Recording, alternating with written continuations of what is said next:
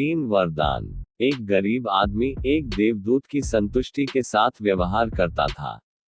एक देवदूत उसके सामने प्रकट हुआ और उसने 3 पासे घुमाकर 3 वरदान प्राप्त करने को कहा। खुश आदमी घर लौटा और अपनी पत्नी को सारी बात बताई। पैसे के लालच में आकर उसने उससे पैसे के लिए पासा पलटने को कहा। इस पर उन्होंने कहा, हम दोनों की नाक बहुत बदसूरत है। गांव वाले हम पर हंसते हैं। उन्होंने कहा कि सुंदर नाक पाने के लिए पहले पासा पलटते हैं। लेकिन पैसे के मोह में पड़ी पत्नी ने पासा पलटने गए पति का हाथ पकड़कर उसे रोक लिया।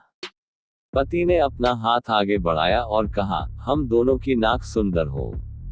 हमें एक नाक के अलावा और कुछ नहीं चाहिए। उसने पासा घुमाया।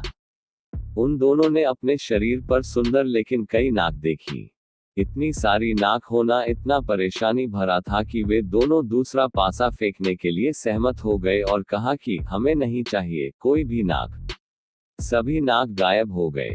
मौजूदा नाक भी चली गई। 2 वरदान व्यर्थ गए। वे नहीं जानते कि क्या करना है। समझ नहीं आता। मांगने को एक ही वरदान था। नाक न होने के कारण चेहरा अधिक विकृत हो गया था। उसे इस हालत में बाहर जाने से डर लगता था। यदि वह सुंदर नाक लेकर निकलता तो वे गांव वालों से डरते थे।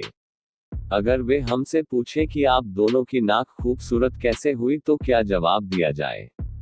वे अपनी अज्ञानता से दुखी थे। तो उसने सोचा कि बदसूरत बूढ़ी नाक पाने के लिए यह काफी होगा। उसने पासा घुमाया। इच्छा मत करो। तुम जो चाहोगे वह तुम्हें मिलेगा।